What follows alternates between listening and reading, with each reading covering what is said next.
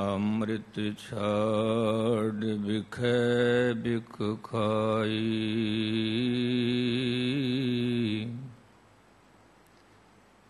ਮਾਇਆ ਮੋਹ ਪਰਮ ਪੈ ਭੂਲੇ, ਸੁਤ ਦਾਰਾ ਸਿਉ ਪ੍ਰੀਤ ਲਗਾਈ।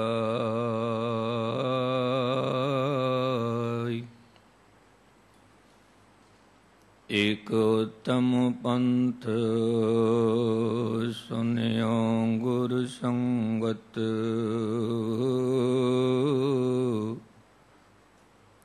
ਤਹ ਮਿਲੰਤ ਜਮ ਤਰਾਸ ਮਿਟਾਈ।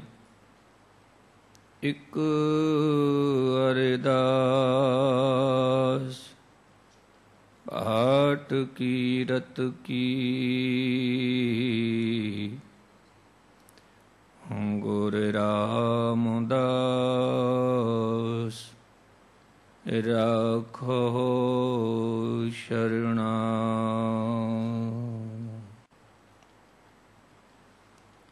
ਪਰਮ ਸਤਿਕਾਰਯੋਗ ਸਤਸੰਗੀ ਜਨੋ, ਫਤਿਹ ਪ੍ਰਵਾਨ ਕਰੋ। ਵਾਹਿਗੁਰੂ ਜੀ ਕਾ ਖਾਲਸਾ, ਵਾਹਿਗੁਰੂ ਜੀ ਕੀ ਫਤਿਹ।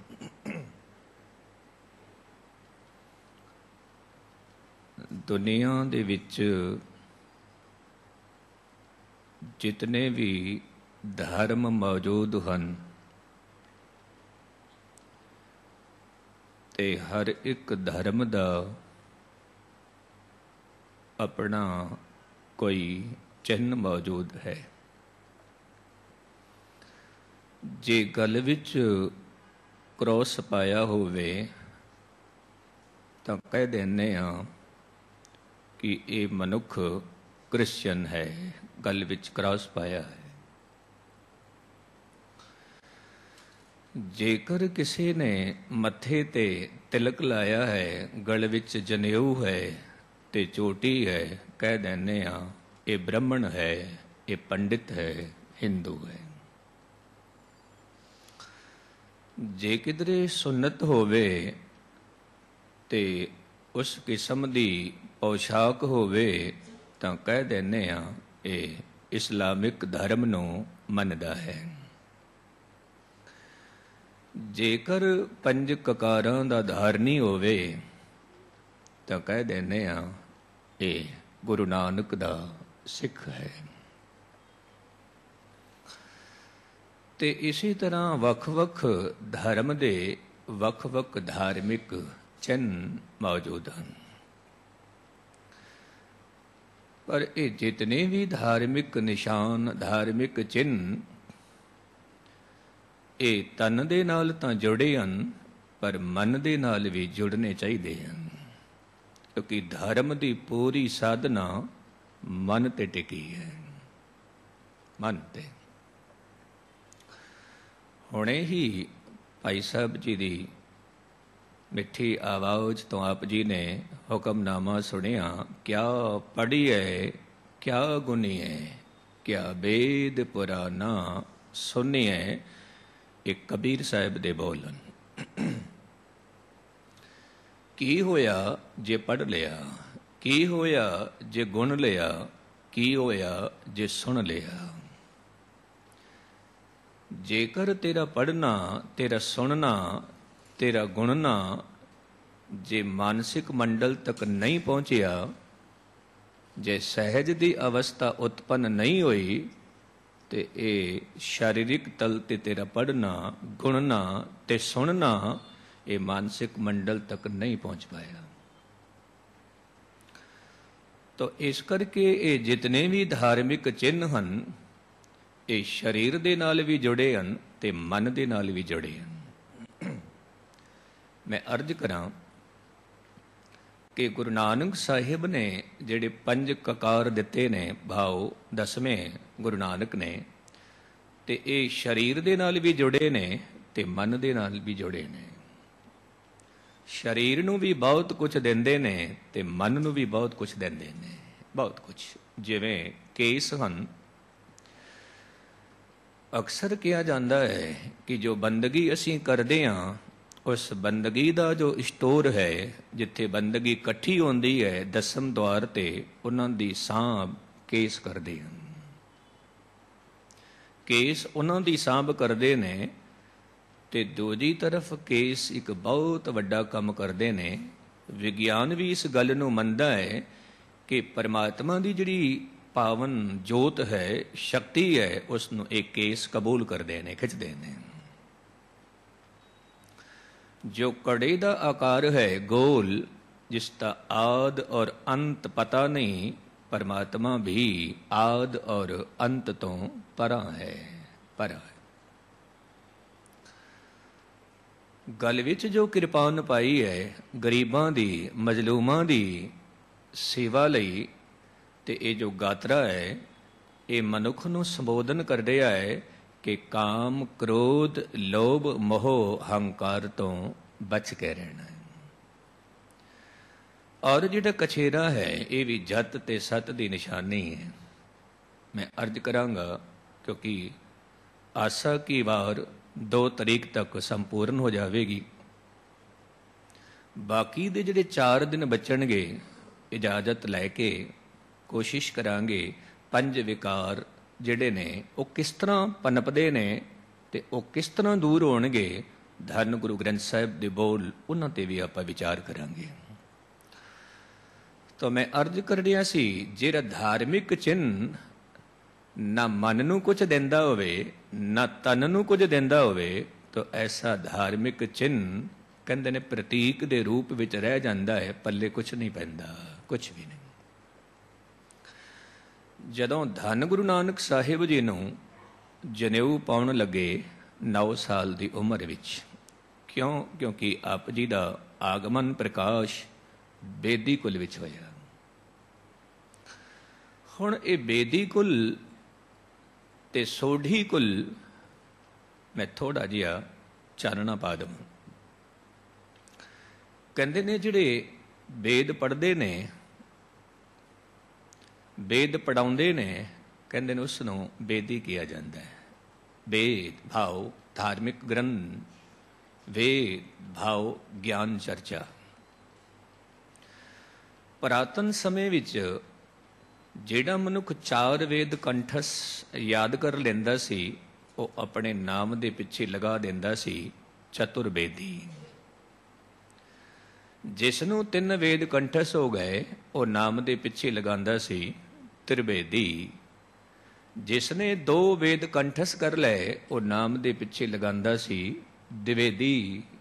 और जिन्हों ने एक ग्रंथ का एक वेद का भरपूर अध्ययन किया उसनों कहते सी बेदी। तो इन्हां दे नाल मनुखा ने फिर जाति भी जोड़ ली इन्हां दे नाल। खैर जगत गुरु बाबा गुरु नानक साहिब नूं जदों जनेऊ पाउण लगे तो सतगुरु जी ने 15वीं पौड़ी दे नाल जो श्लोक उचारण कीते वो इस तरह दे ने। दया कपाह संतोख सूत जत गंढी सत वट एह जनेऊ जी का हई तपांडे घत। इस श्लोक की जिहड़ी मूल पंक्ति है वो है एह जनेऊ जी का हई तपांडे घत। हे पंडित, एक जनेऊ है तन दा, एक जनेऊ है आत्मा दा। जो तन दा जनेऊ है वो तो बनता है कपास दे नाल, धागे दे नाल, और जिहड़ा आत्मा दा जनेऊ है वो धागे दे नाल नहीं बनता, वो किसी कपास दे नाल नहीं बनता, वो होर किस्म दे नाल बनता है। जे किधरे वो जनेऊ तेरे कोल है तो मेरे गल विच पा दे। एह जनेऊ जी का हई तां हे पांडे, जे तेरे कोल है तो मेरे गल विच पा दे। हई तां पांडे घत भाव मैनू पा दे। मैं तेरा धन्यवाद करांगा, मैं तेरा शुकराना करांगा जे ऐसा जनेऊ तेरे कोल है तां मैनूं पा दे। हुण इत्थे देखना गुरु नानक साहिब जी किसी भी धर्म चिन्ह की निखेधी नहीं पई करते कि जनेऊ की निखेधी पई करते हैं। जे निखेधी ही करते तो नौवें पातशाह गुरु तेग बहादुर साहब जी जनेऊ की रखिया लई अपने आप की कुर्बानी नहीं करते। हुण देखना इत्थे जबरदस्ती जनेऊ पा नहीं रहे हैं गुरु नानक साहब जी कि तुसी जबरदस्ती पा रहे हो, मैं नहीं पावांगा। और धन गुरु तेग बहादुर के सामने जबरदस्ती जनेऊ उतारिया जा रहा है।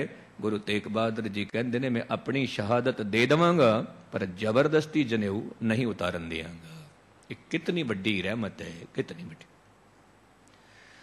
जेड़ा भी मनुख जबर ते जुलम के सामने नहीं खड़दा कहते हैं फिर वो संत भी नहीं है, रैबर भी नहीं है, जेड़ा जबर और जुलम का टाकरा नहीं करता। गुरु नानक साहिब ने साफ ते स्पष्ट शब्दों में कह दिता सी बाबर नूं तू जाबर है।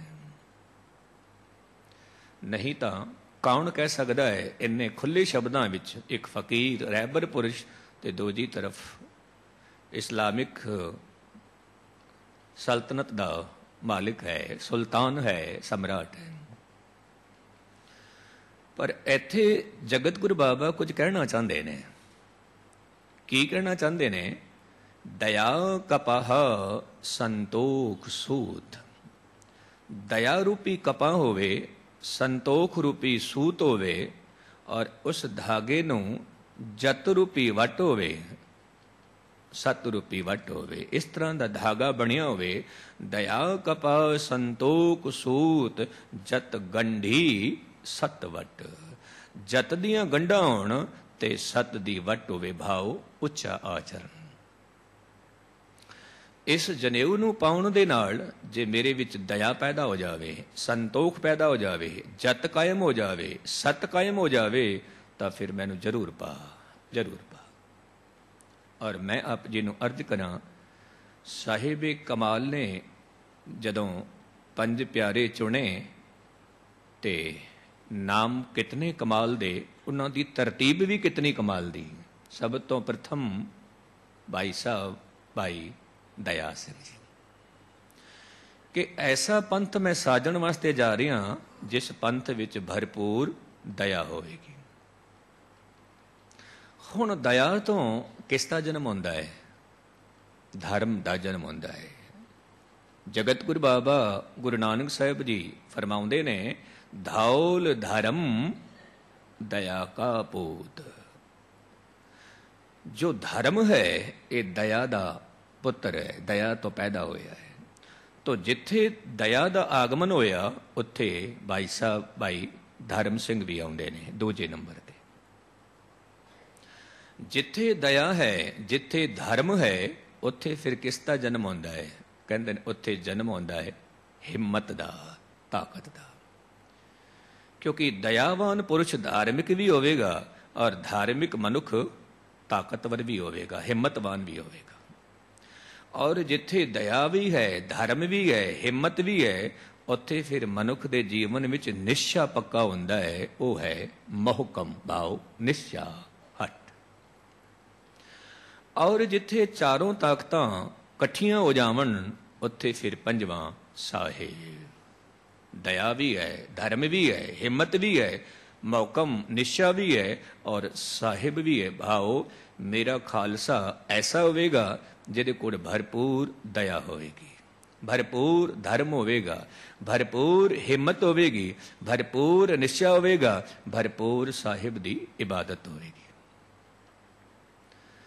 तो उसे पक्ष नूं लैंदे ने जगत गुरु बाबा कि ऐसा जनेऊ चाहीदा है जिहदे नाल दया पैदा होवे, जिहदे नाल संतोख पैदा होवे। क्योंकि जे धर्म दी धार्मिक दी जे परिभाषा दईए कि ये मनुख बहुत ही वड्डा धार्मिक है तो सबूत चाहिए है। कल मैं अर्ज कर रहा सी कि इस तो वड्डा कोई सबूत नहीं होवेगा सतयुगी होने दा, धार्मिक होने दा कि इस मनुख दे कोल दया और संतोख है। ये सबूत है धार्मिक होने दा। ਤੋ ਸਾਹਿਬ ਜੀ ਕਹਿੰਦੇ ਨੇ ਜਤ ਗੰਢੀ ਸਤ ਵਟ, ਜਿਹਦੇ ਵਿੱਚ ਜਤ ਔਰ ਸਤ ਰੂਪੀ ਗੰਢ ਔਰ ਵਟ ਹੋਵੇ, ਜੇ ਐਸਾ ਜਨੇਊ ਤੇਰੇ ਕੋਲ ਹੈ ਤਾਂ ਮੇਰੇ ਗਲ ਵਿੱਚ ਪਾ ਦੇ। ਕਿਉਂ? ਕਿਉਂਕਿ ਜਦੋਂ ਇਹ ਜਨੇਊ ਮੈਂ ਪਾ ਲਿਆ, ਜਦੋਂ ਦਇਆ ਮੇਰੇ ਵਿੱਚ ਆ ਗਈ, ਸੰਤੋਖ ਮੇਰੇ ਵਿੱਚ ਆ ਗਿਆ, ਜਤ ਮੇਰੇ ਵਿੱਚ ਆ ਗਿਆ, ਸਤ ਮੇਰੇ ਵਿੱਚ ਆ ਗਿਆ, ਤੋ ਜਗਤ ਗੁਰੂ ਬਾਬਾ ਕਹਿੰਦੇ ਨੇ ਨਾ ਇਹ ਟੁੱਟੈ ਨਾ ਮੜ ਲੱਗੈ, ਨਾ ਇਹ ਜਲੇ ਨਾ ਜਾਏ। ਕਿਉਂਕਿ ਬਾਕੀ ਦਾ ਜਿਹੜਾ ਜਨੇਊ ਹੈ ਧਾਗੇ ਦੇ ਨਾਲ ਬਣਿਆ, ਉਹ ਤਾਂ ਟੁੱਟ ਵੀ ਜਾਵੇਗਾ, ਉਹ ਤਾਂ ਮੈਲਾ ਵੀ ਹੋ ਜਾਵੇਗਾ, ਉਹ ਤਾਂ ਅੱਗ ਵਿੱਚ ਸੜ ਵੀ ਜਾਵੇਗਾ। ਪਰ ਜਨੇਊ ਉਹ ਚਾਹੀਦਾ ਹੈ ਜਿਹਦੇ ਵਿੱਚ ਦਇਆ ਹੋਵੇ। ਪਰ ਜਿਸ ਮਨੁੱਖ ਦੇ ਜੀਵਨ ਵਿੱਚ ਦਇਆ ਹੈ, ਸੰਤੋਖ ਹੈ, ਜਤ ਹੈ, ਸਤ ਹੈ, ਐਸੇ ਮਨੁੱਖ ਨੂੰ ਗੁਰੂ ਬਾਬਾ ਜੀ ਕਹਿੰਦੇ ਨੇ ਧਨ ਸੋ ਮਾਨਸ ਨਾਨਕਾ ਜੋ ਗਲ ਚੱਲੇ ਪਾਏ। ਉਹ ਮਨੁੱਖ ਧਨ ਹਨ ਜਿਹੜੇ ਆਪਣੇ ਗਲ ਵਿੱਚ ਭਾਵ ਜੀਵਨ ਵਿੱਚ ਦਇਆ, ਧਰਮ, ਸੰਤੋਖ ਨੂੰ ਪਾ ਕੇ ਨਿਰੰਕਾਰ ਦੇ ਦੇਸ਼ ਪਹੁੰਚ ਗਏ, ਪਰਮਾਤਮਾ ਦੇ ਦਰ ਤੇ ਪਹੁੰਚ ਗਏ, ਉਹ ਕਬੂਲ ਹੋ ਗਏ। ਐਸੇ ਮਨੁੱਖ ਨੂੰ ਧਨ ਕਿਹਾ ਹੈ। ਉਹ ਧਨ ਹੈ ਜਿਹਦੇ ਕੋਲ ਦਇਆ ਹੈ, ਉਹ ਧਨ ਹੈ ਜਿਹਦੇ ਕੋਲ ਧਰਮ ਹੈ, ਉਹ ਧਨ ਹੈ ਜਿਹਦੇ ਕੋਲ ਸੰਤੋਖ ਹੈ, ਉਹ ਧਨ ਹੈ ਜਿਹਦਾ ਆਚਰਣ ਬਹੁਤ ਚੰਗਾ ਹੈ, ਉੱਚਾ ਹੈ, ਉਹ ਧਨ ਹੈ ਜਿਹਦੇ ਕੋਲ ਸਤ ਹੈ, ਪ੍ਰਭੂ ਦੇ ਗੀਤ ਨੇ। ਪਰ ਇਹ ਜਿਹੜਾ ਜਨੇਊ ਹੈ, ਜੋ ਪੰਡਿਤ ਪੂਰੀ ਤਿਆਰੀ ਕਰਕੇ ਤੇ ਗੁਰੂ ਨਾਨਕ ਸਾਹਿਬ ਨੂੰ ਜਨੇਊ ਪਾਉਣ ਲਈ ਆਇਆ, ਸਤਿਗੁਰੂ ਜੀ ਕਹਿੰਦੇ ਨੇ ਇਹ ਜਿਹੜਾ ਜਨੇਊ ਤੇਰੇ ਹੱਥ ਵਿੱਚ ਹੈ, ਚੌਕੜ ਮੁੱਲ ਅੜਾਇਆ ਬਹਿ ਚੌਕੇ ਪਾਇਆ। 4 ਕੌਡੀਆਂ ਦਾ ਇਹ ਜਨੇਊ ਪਾ ਕੇ ਚੌਕੜ ਮੁੱਲ ਅੜਾਇਆ। ਚੌਕੜ ਭਾਵ 4 ਕੌਡੀਆਂ ਦਾ। 4 ਕੌਡੀਆਂ ਦਾ ਜਨੇਊ ਲੈ ਕੇ ਤੇ ਆਪ ਜੀ ਇੱਥੇ ਆ ਕੇ ਇਹ ਜਨੇਊ ਪਾਉਣ ਲੱਗੇ ਹੋ। ਚੌਕੜ ਮੁੱਲ ਅੜਾਇਆ ਬਹਿ ਚੌਕੇ ਪਾਇਆ। ਤੇ ਉਸ ਤੋਂ ਬਾਅਦ ਸਿੱਖਾ ਕੰਨ ਚੜਾਇਆ। ਕੰਨਾਂ ਦੇ ਵਿੱਚ ਕੀ ਸਿੱਖਿਆ ਦਿੱਤੀ ਕਿ ਅੱਜ ਤੋਂ ਬਾਅਦ ਤੇਰਾ ਗੁਰੂ ਬ੍ਰਾਹਮਣ ਹੋਵੇਗਾ। ਜਦੋਂ ਇਸਲਾਮਿਕ ਜਗਤ ਵਿੱਚ ਸੁਨਨਤ ਹੁੰਦੀ ਹੈ, ਉਹ ਕਹਿੰਦੇ ਨੇ ਅੱਜ ਤੋਂ ਬਾਅਦ ਖੁਦਾ ਤੋਂ ਬਾਅਦ ਮੁਹੰਮਦ ਸਾਹਿਬ, ਉਸ ਤੋਂ ਬਗੈਰ ਕਿਸੇ ਨੂੰ ਨਹੀਂ ਮੰਨਣਾ। ਜਦੋਂ ਧੰਨ ਗੁਰੂ ਨਾਨਕ ਸਾਹਿਬ ਦੇ ਘਰ ਵਿੱਚ ਖੰਡੇ ਬਾਟੇ ਦਾ ਅੰਮ੍ਰਿਤ ਛਕਾਇਆ ਜਾਂਦਾ ਹੈ ਤੇ ਕਿਹਾ ਜਾਂਦਾ ਹੈ ਕਿਸੇ ਮੜੀ ਮਸਾਨ ਦੀ ਪੂਜਾ ਨਹੀਂ, ਕੋਈ ਵਰਤ ਤਿਲਕ ਇਸ਼ਨਾਨ ਨਹੀਂ, ਕੋਈ ਕਰਮ ਕਾਂਡ ਨਹੀਂ, ਉਸ ਨਿਰੰਕਾਰ ਦੀ ਇਬਾਦਤ ਕਰਨੀ ਹੈ। ਗੁਰੂ ਮੰਤਰ ਦਾ ਜਾਪ ਤੇ ਮੂਲ ਮੰਤਰ ਦਾ ਜਾਪ ਕਰਨਾ। ਸਤਿਗੁਰੂ ਜੀ ਫਰਮਾਉਂਦੇ ਨੇ ਕਿ ਕੰਨ ਦੇ ਵਿੱਚ ਇੱਕ ਸਿੱਖਿਆ ਪਾ ਦਿੱਤੀ ਕਿ ਅੱਜ ਤੋਂ ਬਾਅਦ ਤੇਰਾ ਗੁਰੂ ਬ੍ਰਾਹਮਣ ਹੋਵੇਗਾ। ਸਿੱਖਾ ਕੰਨ ਚੜਾਇਆ ਗੁਰ ਬ੍ਰਾਹਮਣ ਥੀਆ। ਤੇ ਜਦੋਂ ਉਹਦੇ ਗਲ ਵਿੱਚ ਜਨੇਊ ਪਾਇਆ ਤੇ ਜਦੋਂ ਉਹ ਜਗਤ ਤੋਂ ਰੁਖਸਤ ਕਰਦਾ ਹੈ, ਉਹ ਮੁਆ, ਉਹ ਝੜ ਪਿਆ। ਜਦੋਂ ਇਹ ਸਰੀਰ ਅਗਨ ਭੇਂਟ ਹੋਇਆ ਤੇ ਸਰੀਰ ਵੀ ਸੜ ਗਿਆ, ਜਨੇਊ ਵੀ ਸੜ ਗਿਆ। ਤੇ ਮਨੁੱਖ ਫਿਰ ਕਿਸ ਤਰ੍ਹਾਂ ਜਾ ਰਿਹਾ ਹੈ? ਵੇ ਤੱਗਾ ਗਿਆ, ਬਗੈਰ ਜਨੇਊ ਦੇ ਜਾ ਰਿਹਾ ਹੈ।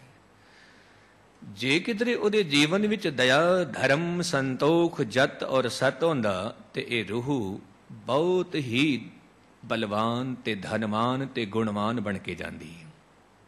ਹੁਣ ਬਲਹੀਨ, ਗੁਣਹੀਨ ਤੇ ਧਨਹੀਨ ਬਣ ਕੇ ਜਾ ਰਹੀ ਹੈ। ਕਿਉਂਕਿ ਧਰਮ ਦੀ ਜੋ ਮਰਿਆਦਾ ਹੈ ਉਹ ਰੂਹ ਨੂੰ ਸੰਵਾਰਨ ਤੇ ਟਿਕੀ ਹੋਈ ਹੈ, ਮਨ ਨੂੰ ਸੰਵਾਰਨ ਤੇ ਟਿਕੀ ਹੋਈ ਹੈ ਕਿ ਕਿਸ ਤਰ੍ਹਾਂ ਮਨ ਸੰਵਰ ਜਾਵੇ। ਸਤਿਗੁਰੂ ਜੀ ਫਰਮਾਉਂਦੇ ਨੇ ਕਿ ਜਿਸ ਨੂੰ ਤੂੰ ਜਨੇਊ ਪਾ ਦਿੱਤਾ, ਹੁਣ ਇਹਦਾ ਕਰਮ ਵੇਖੋ। ਲੱਖ ਚੋਰੀਆਂ ਲੱਖ ਯਾਰੀਆਂ। ਯਾਰੀਆਂ ਦਾ ਭਾਵ ਹੈ ਯਾਰੀ। ਲੱਖਾਂ ਹੀ ਚੋਰੀਆਂ ਕਰਦਾ ਹੈ, ਲੱਖਾਂ ਹੀ ਯਾਰੀਆਂ ਕਰਦਾ ਹੈ। ਲੱਖ ਚੋਰੀਆਂ ਲੱਖ ਯਾਰੀਆਂ, ਲੱਖ ਕੂੜੀਆਂ ਲੱਖ ਗਾਲ। ਲੱਖਾਂ ਹੀ ਝੂਠ ਬੋਲਦਾ ਹੈ, ਲੱਖਾਂ ਹੀ ਗਾਲਾਂ ਕੱਢਦਾ ਹੈ ਤੇ ਫਿਰ ਲੱਖ ਠਗੀਆਂ ਰੋਜ਼ ਕਰਦਾ ਹੈ। ਪਹਿਨਾਮੀਆਂ, ਪਹਿਨਾਮੀਆਂ ਕਹਿੰਦੇ ਨੇ ਅਮਾਨਤ ਵਿੱਚ ਖਿਆਨਤ ਕਰਨਾ। ਕਹਿੰਦੇ ਨੇ ਹਰ ਰੋਜ਼ ਹੀ ਇਹੀ ਕੰਮ ਹੋ ਰਿਹਾ ਹੈ। ਜਿਨ੍ਹਾਂ ਤੇ ਸਾਡਾ ਹੱਕ ਨਹੀਂ ਹੈ ਉਹਨੂੰ ਖੋਹਣ ਦੀ ਕੋਸ਼ਿਸ਼ ਕਰਦੇ ਹਾਂ। ਕਈ ਦਫਾ ਅਮਾਨਤ ਵਿੱਚ ਖਿਆਨਤ। ਸਾਡੇ ਕੋਲ ਜੋ ਕੁਝ ਵੀ ਹੈ ਇਹ ਪਰਮਾਤਮਾ ਦੀ ਅਮਾਨਤ ਹੈ।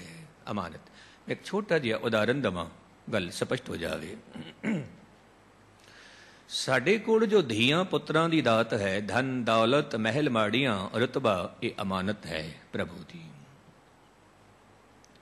सतगुरु जी कहंदे ने, अपनी अमान कछ बहुर शाह ले, अज्ञानी मन रोष करे।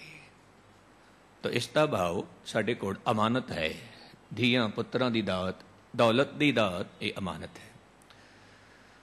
तो कहते ने कि एक मौलवी जिन्हां दे कोल 2 बच्चे, 2 बेटे, जिन्हां नूं बहुत प्रेम करदा सी, बहुत प्रेम, नमाज अदा करनी, पत्नी नूं पुछना बच्चे कित्थे ने, भोजन भी छकना बच्चियां दे नाल बैठ के, हर वेले पत्नी नूं पुछदे रहना, बच्चियां दा ख्याल रखना, बच्चियां दा ख्याल। तो एक दिन की होया, मौलवी जदों नमाज अदा करके वापस आउंदा है, तो पत्नी कहंदी है, हे स्वामी जी, मौलवी जी, आप जी ने यही पूछना है कि बच्चे कित्थे ने? मैं इसका जवाब बाद विच दवांगी, अज एक सवाल मैं पूछना है। पहला सवाल की सी कि एक शाहूकार ने बहुत समय पहला मैनू हीरे दिते सी, मैं सांभ के रखे सी। हुण वो शाहूकार आके हीरे मंगदा है, ते उसनूं वो हीरे देने मेरा फर्ज बनता है जां नहीं? ते मौलवी कहंदा है, धर्म की सारी साधना तो इसे ते टिकी हुई है, इसे ते टिकी हुई है। जेकर तैनूं कोई अमानत दे गया सी, तो सब तो पहला उसकी अमानत वापस करनी चाहिए है, तो वह धन्यवाद भी करना चाहिए है कि मेरी नीयत खोटी नहीं हुई, मैं तैनूं अमानत वापस दिती है। ते मौलवी दी पत्नी कहंदी है, हे मौलवी जी, तेरे दोवें हीरे खुदा लै गया, खुदा लै गया। उन्हां दी लाशां घर विच पईयां होईयां ने, दोवें पूरे हो गए ने, दोवें पूरे हो गए। कितनी वड्डी ताकत है इस गल नूं पत्नी द्वारा कहना और पति द्वारा फिर इस गल नूं बर्दाश्त करना। कितनी वड्डी गल है, कितनी वड्डी गल। तो मैं अर्ज कर रहा सी, लख ठगियां पहनामियां, अमानत विच खयानत करना कहंदा मनुख रोज करदा है। लख ठगियां पहनामियां, रात दिनस जी नाल, फिर ऐसे मनुख दे गल विच तग कपाहा कती है, बामण वट्टे आए। कपास का धागा बनाया, जनेऊ तैयार किया, ते उहदे गल विच पा दिता, ते गल विच पाउण तो बाद कहो बकरारिन खाया, सब को आखे पाए। फिर बकरा भी वड्डदे ने और सारे मित्रां नूं ओ मास खिलांदे ने, और सारे कहंदे ने अज उहदे घर विच जनेऊ दी रस्म अदा होई है। हे पंडित, कहो बकरारिन खाया, सबको आखे पाए। फिर जदों ओदा जनेऊ पुराना हो गया, होए पुराना सुटिए, भी फिर पाइए होर। एक टुट गया फिर दूजा पा लो, दूजा टुट गया फिर तीजा पा लो। सतगुरु जी कहंदे ने, नानक तग ना टुटई, जे तग होवे जोर। जे इहदे विच ताकत होवे तां टुटे ही ना। दया विच ताकत है, धर्म विच ताकत है, संतोख विच ताकत है, ते ਉਹ ताकत कदे भी मिटदी नहीं, कदे भी खत्म नहीं होंदी, पर यह धागा टुट जाता है। हुण इत्थे मैं अर्ज करांगा, गुस्ताखी माफ। जदों जगत गुरु बाबा ये कहंदे ने कि लख चोरियां लख जारियां, लखां दी गिणती दे विच चोरी भी करदा है, ठगी भी करदा है, पहनामियां अमानत विच खयानत भी करदा है, और गल विच जनेऊ भी है। तो इसका भाव ये ना समझ लेना कि जगत गुरु बाबा किसी पंडित पुरोहित नूं ही कह रहे हैं, बल्कि सारियां नूं कह रहे हैं, सारियां नूं। हे मित्रा, जेकर तू सुन्नत कीती हुई है और फिर तेरे कर्म भी माड़े ने, तो फिर ये सुन्नत नहीं है। हे प्राणी, तेरे गल विच जनेऊ है और फिर तू पाप पई करदा है, अपराध पई करदा है। हे प्राणी, हे पुरखा, तेरे गल विच धन गुरु गोबिंद सिंह महाराज दा बख्शिश कीता होया ये पंज ककार किरपान कड़ा कछेरा, और फिर भी तू चोरी पई करदा है, फिर भी तू झूठ पई बोलदा है, फिर भी तू धोखा पई करदा है, फिर भी तू पहनामियां पई करदा है, तो समझ लेना कि ये फिर जिहड़े प्रतीक हन, धर्म के चिन्ह हन, ये तेरे मन तक नहीं पहुँचे ने, तन तक नहीं पहुँचे ने। इन्हां दा ख्याल रखना है। सारिਆਂ ਨੂੰ कह रहे हैं, जे किसी मौलवी ਨੂੰ संबोधन करके कह रहे हैं तो उसका भाव ये ना समझना कि मौलवी ਨੂੰ ही किया है, नहीं, सारे जगत ਨੂੰ, पर कहने का तरीका वख-वख है, वख-वख है। कई दफा वेखण विच आया गुरबाणी दे बोल बिल्कुल पंजाबी विच, कई दफा गुरबाणी दे बोल रेखता विच, फारसी विच, अरबी दे विच, और कई दफा देखण विच आया पूरे दा पूरा शब्द जिहड़ा है वो ब्रज भाषा विच, कई दफा देखण विच आया पूरे दा पूरा शब्द मराठी विच। हुण उन्हां नूं उन्हां दी ही भाषा विच समझा रहे ने।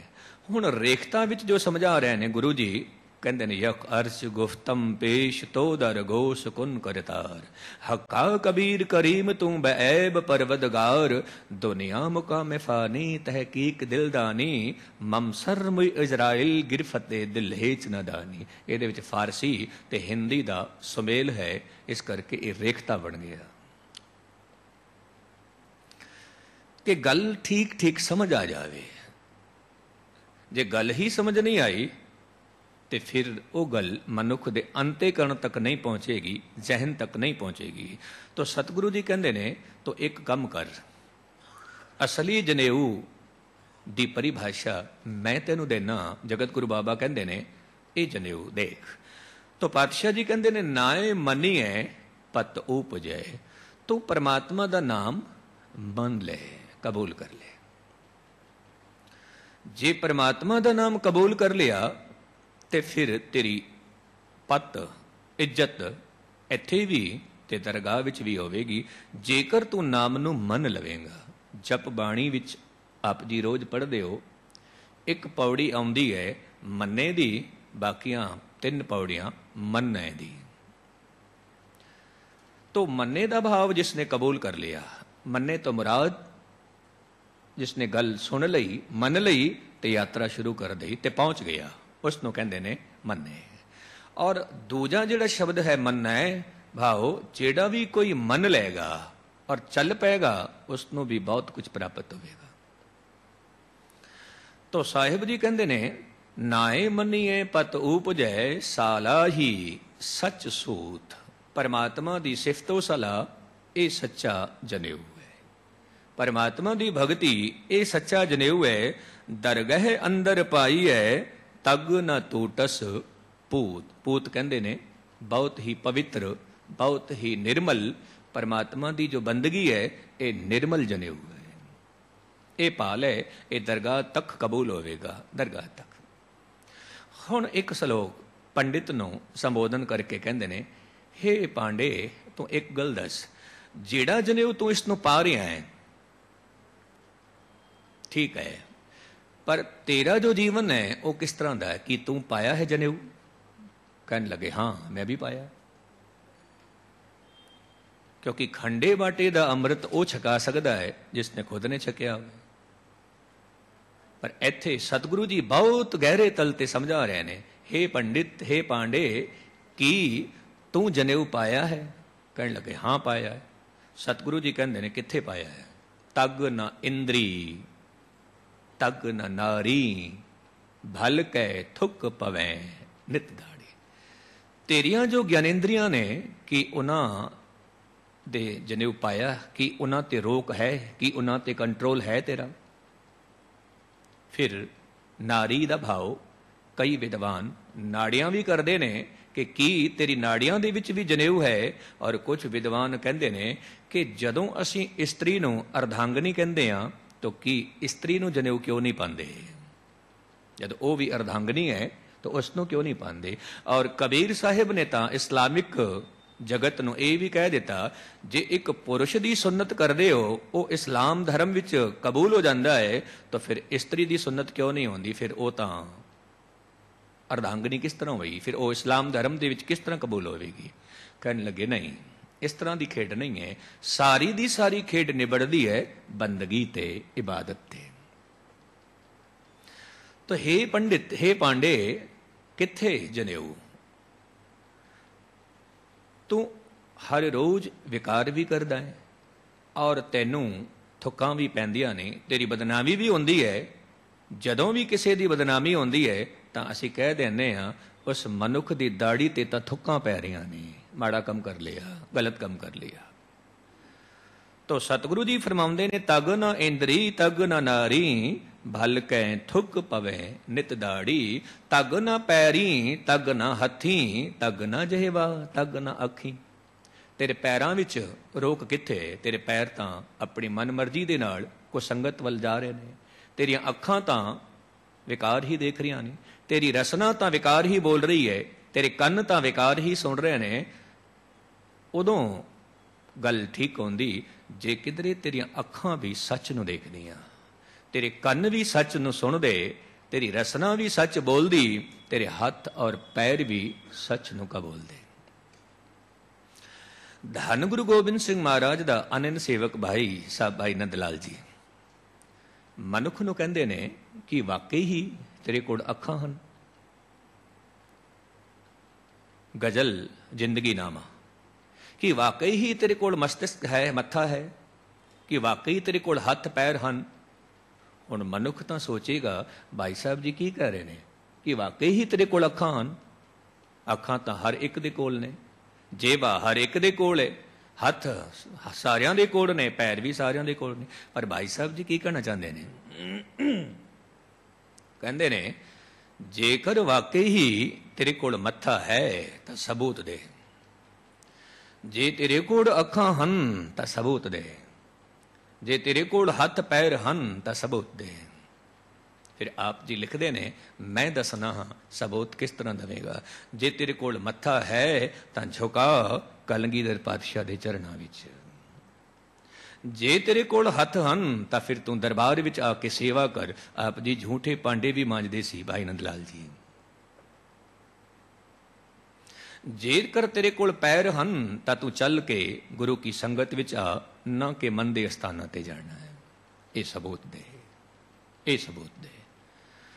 तो साहिब जी फरमाउंदे ने, तग ना पैरी तग ना हथी, तेरे हत्थां विच भी कोई रोक नहीं, जनेऊ नहीं है, तेरे अखां विच भी जनेऊ नहीं है, तेरे रसना ते भी कोई जनेऊ नहीं है। जो मर्जी तू बोलदा है, जो मर्जी तू खांदा है, जो मर्जी तू तकदा है, और सब कुछ तेरा सोचना तकना वेखना बेकार है। मनोविज्ञान इस गल की गवाही देंदा है कि मनुख 99% जितना भी सोचता है गुस्ताखी माफ गलत सोचता है। यह मनोविज्ञान कहता है। ये गुरमुखां की गल नहीं है। जेडे गुरमुख हो गए वो तो 100% सच ही सोचते हैं, 100% सच ही सुनते हैं, 100%, क्योंकि वो गुरमुखां की दुनिया वखरी है। तो साहिब जी कहते ने, तग न जहेवा तग न अखी, वे तग्गा आपे वते। तू खुद तां बगैर जनेऊ दे घुम रहा है ते फिर वट धागे अवरा घते। तेरा खुद दा तां जीवन नहीं है ते बाकियां दा जीवन बनाउण लई तो उपदेश भी करदा है। तेरा खुद दा जीवन चाहिदा है, खुद दा। इत्थे एक छोटा जिहा उदाहरण काबिले कबूल होवेगा। कहंदे ने कि एक माई अपने बच्चे नूं लैके किसी संत पुरुष दे कोल आंदी है और संत पुरुष नूं कहंदी है, महाराज मैं इस बच्चे तो बहुत दुखी हाँ, बहुत दुखी हाँ। डॉक्टर ने इसनूं इनकार कीता है तो गुड़ नहीं खाना, पर जदों भी इसनूं मौका मिलता है ये चोरी करके भी गुड़ खा लैंदा है। चोरी करके भी ये रुकदा ही नहीं, ये मनदा ही नहीं। तुसीं इन्हां दे सिर ते हथ रखो, ये गुड़ खाण तो परहेज करे। महापुरुष कहंदे ने 5 दिन बाद आना।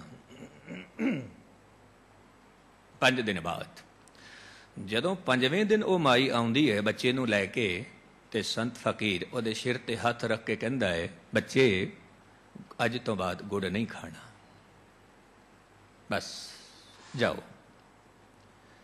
ते ओ माई कहंदी है, मैं इतनी दूरों चल के आई सी 5 दिन पहला भी, जो इतनी ही गल कहनी सी तो 5 दिन पहला ही कह देंदे, ते इतनी ही गल आखनी सी तो 5 दिन पहला ही कह देंदे।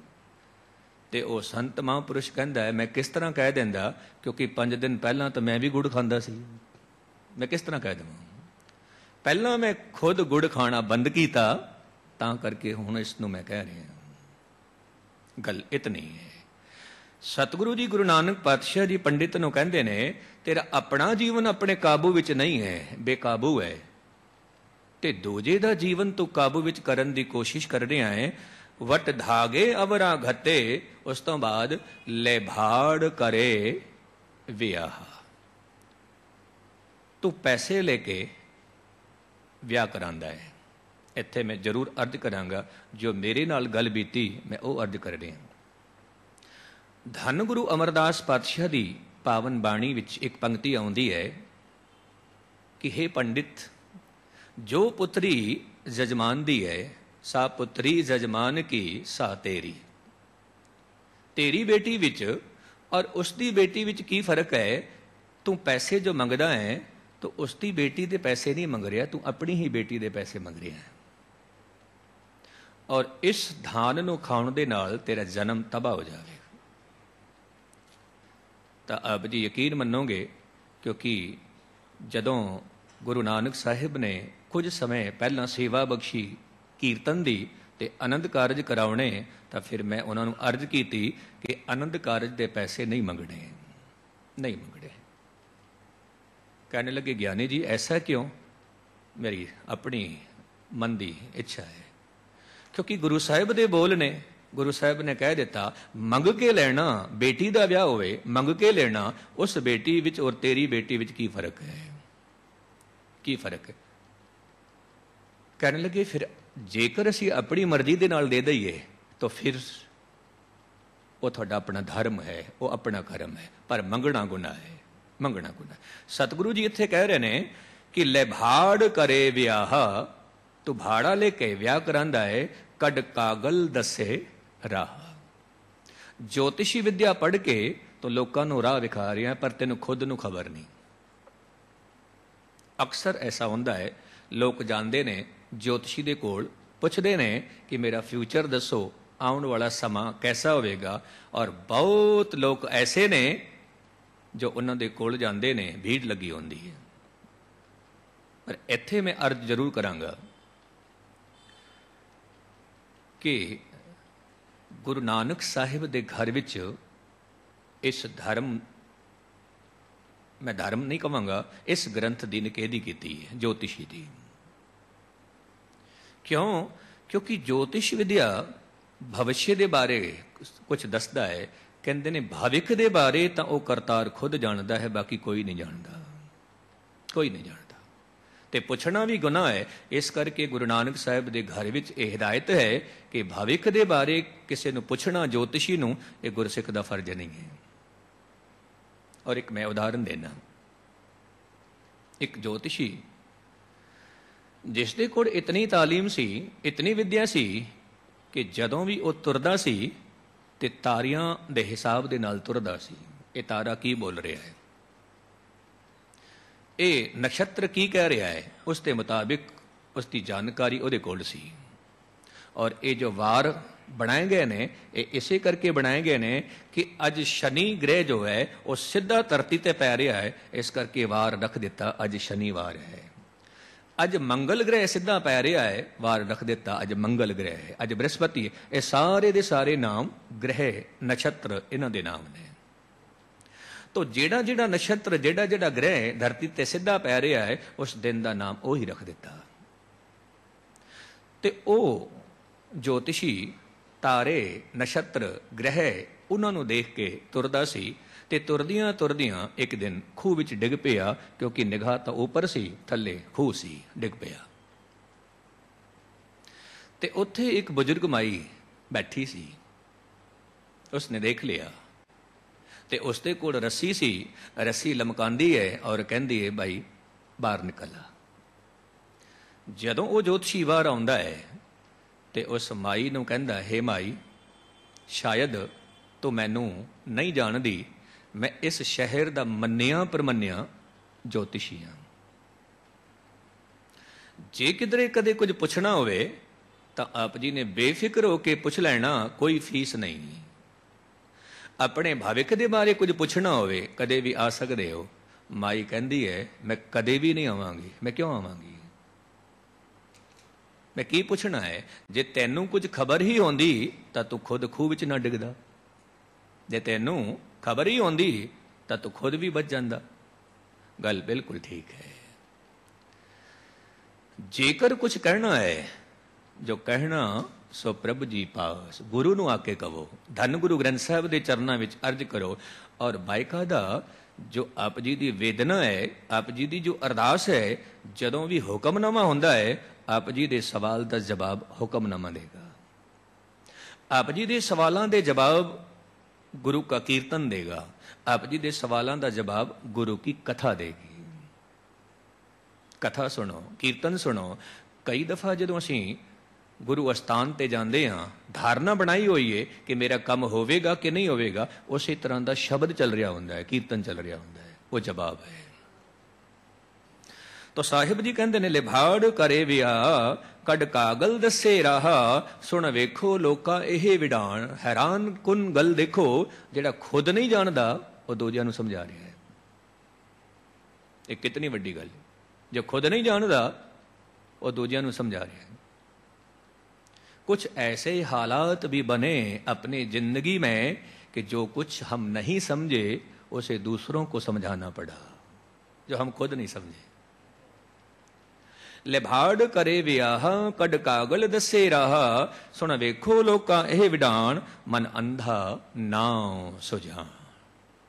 मन दा अंधा है, अज्ञानी है, कुछ भी नहीं जानता, पर नाम की रखिया है? सुजान। इसनों कहंदे ने आंख का अंधा नाम नैन सुख। अखां दा अन्ना है, नाम रख लिया नैन सुख। तो सतगुरु जी पौड़ी विच फरमाउंदे ने, साहिब होए दयाल किरपा करे तसाई कार कराई सी। ये जो साहिब शब्द है गुरु नानक साहिब ने परमात्मा लिए वरतिया है। साहिब दा भाव मालिक, और मालिक भी कैसा? सच्चा। कई दफा असी भी कह देने आ मैं हाँ मालिक, पर साडे तो पहला कोई होर सी मालिक, साडे तो बाद कोई होर मालिक होवेगा, पर असी कह देने आ मैं हाँ मालिक। पर नहीं, मालिक तो वो है परमात्मा जो कल भी सी, अज भी है, आने वाले कल विच भी होवेगा। बाकी जिहड़ा मनुख दावा करता है कि मैं मालिक हाँ, कहते हैं तू मालिक थिर नहीं है, सच्चा नहीं है, तू आरजी तौर ते मालिक है। तो सतगुरु जी कहते हैं, साहिब होए दयाल किरपा करे तां साई कार कराई सी। केड़ी कार? जो उपयुक्त श्लोक विच गुरु साहब जी दस के आए ने, दया कपा संतोख सूत जत गंडी सतवट। जे गुरु मेहरबान होवे, कृपालु होवे, तां फिर मनुख दया भी सिखदा है, संतोख भी सिखदा है, धर्म भी सिखदा है। तो साहिब जी कहते हैं, सो सेवक सेवा करे जिसनो हुक्म मनाई सी। वो सेवक कबूल है जो हुक्म मन लैंदा है। हुण हुक्म की है? कई दफा असी की करते हाँ, किसी मनुख के घर विच कोई रुखसत कर गया, पूरा हो गया, असी कहने हैं गुरु का हुक्म है, गुरु का भाणा है। बस इतनी गल कह देने हैं, पर हुक्म की है? भाणा किस नूं कहंदे ने? कहते ने कि जो परमात्मा का हुक्म है, भाणा है, ये परमात्मा का एक नियम है, एक बजवा नियम। दिन होना सी, हो गया, रात होनी है, होएगी। सर्दी का मौसम बतीत हो गया, बतीत होना सी, गर्मी आ गई, गर्मी ने आना सी। जन्म होना सी, मौत होनी है। सुख ने आने सी, आ गए, दुखा ने आना सी, आ गए। रोग ने आना सी, आ गए, तंदुरुस्ती ने आना सी, आ गई। अमीरी ने आना सी, आ गई, गरीबी ने आना सी, आ गई। ये हुक्म है, ये भाना है।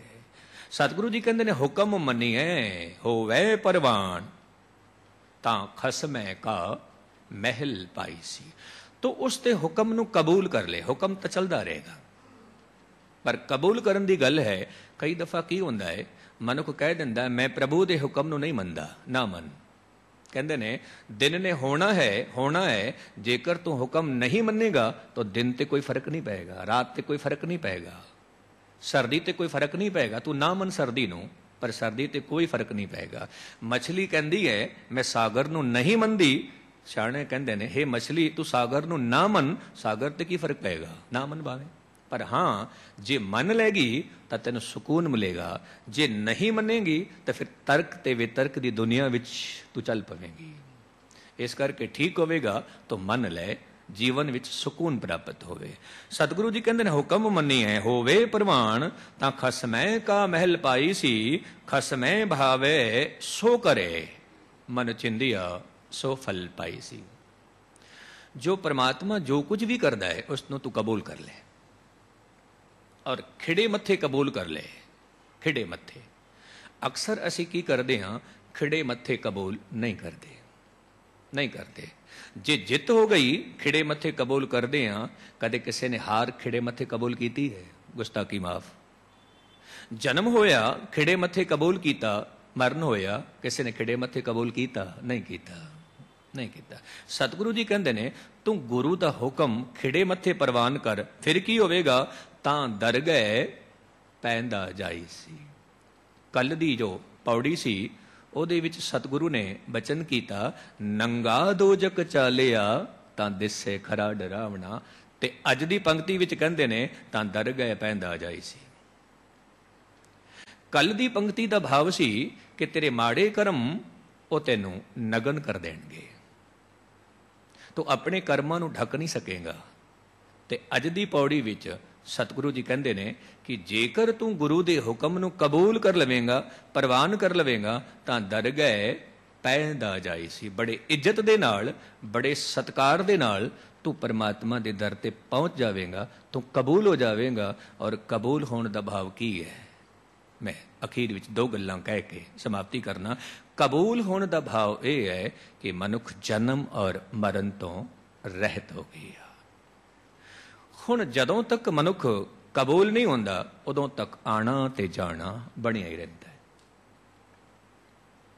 ਤੇ ਕਬੂਲ ਫਿਰ ਕਦ ਹੋਵੇਗਾ, ਸੰਪੂਰਨ ਕਦ ਹੋਵੇਗਾ, ਧਾਰਮਿਕ ਕਦ ਹੋਵੇਗਾ? ਜਦੋਂ ਉਹਦੇ ਕੋਲ ਦਇਆ ਹੈ, ਜਦੋਂ ਉਹਦੇ ਕੋਲ ਸੰਤੋਖ ਹੈ, ਜਦੋਂ ਉਹਦੇ ਕੋਲ ਧਰਮ ਹੈ, ਜਦੋਂ ਉਹਦੇ ਕੋਲ ਜਤ ਹੈ, ਜਦੋਂ ਉਹਦੇ ਕੋਲ ਕੋਈ ਸਤ ਹੈ। ਐਸਾ ਮਨੁੱਖ ਧਾਰਮਿਕ ਹੈ। ਜੇ ਐਸਾ ਮਨੁੱਖ ਨਹੀਂ ਹੈ ਤਾਂ ਫਿਰ ਕੱਲ ਦੇ ਸ਼ਲੋਕ ਵਿੱਚ ਕਿਹਾ ਸੀ, ਫਿਰ ਮਨੁੱਖ ਤਾਂ ਸਿੰਬਲ ਦਾ ਦਰਖਤ ਹੈ ਤਾਂ ਬਹੁਤ ਕੁਛ ਪਰ ਕਿਸੇ ਦੀ ਸਹਾਇਤਾ ਨਹੀਂ ਕਰ ਸਕਦਾ, ਹੈ ਤਾਂ ਬਹੁਤ ਕੁਛ ਪਰ ਕਿਸੇ ਨੂੰ ਗੁਣ ਨਹੀਂ ਦੇ ਸਕਦਾ, ਹੈ ਤਾਂ ਬਹੁਤ ਕੁਛ ਪਰ ਉਹ ਕਿਸੇ ਦੇ ਸਰੀਰ ਦੀ ਬਾਂਹ ਨਹੀਂ ਬਣ ਸਕਦਾ। ਕਹਿੰਦੇ ਨੇ ਫਿਰ ਉਹ ਸਿੰਬਲ ਦਾ ਦਰਖਤ ਹੈ। ਐਸਾ ਮਨੁੱਖ ਤਾਂ ਫਿਰ ਨੰਗਾ ਦੋਜਕ ਚਾਲਿਆ। ਤੋ ਗੁਰੂ ਸਾਹਿਬ ਜੀ ਰਹਿਮਤਾਂ ਕਰਨ, ਇਹ ਪਿਆਰ ਆਪ ਜੀ ਨੂੰ ਸਾਰਿਆਂ ਨੂੰ ਬਖਸ਼ਿਸ਼ ਕਰਨ। ਆਪ ਜੀ ਦਾ ਸਾਰਿਆਂ ਦਾ ਬਹੁਤ ਧੰਨਵਾਦ ਜੋ ਇੱਕ ਮਨ ਇੱਕ ਚਿੱਤ ਹੋ ਕੇ ਗੁਰੂ ਦੀਆਂ ਵਿਚਾਰਾਂ ਸੁਣਦੇ ਹੋ। 16ਵੀਂ ਪੌੜੀ ਕੱਲ ਵਿਚਾਰ ਕਰਾਂਗੇ। ਭੁੱਲਾਂ ਚੁੱਕਾਂ ਦੀ ਖਿਮਾ। ਵਾਹਿਗੁਰੂ ਜੀ ਕਾ ਖਾਲਸਾ, ਵਾਹਿਗੁਰੂ ਜੀ ਕੀ ਫਤਿਹ। ਰਾਮ ਕਲੀ ਮਹੱਲਾ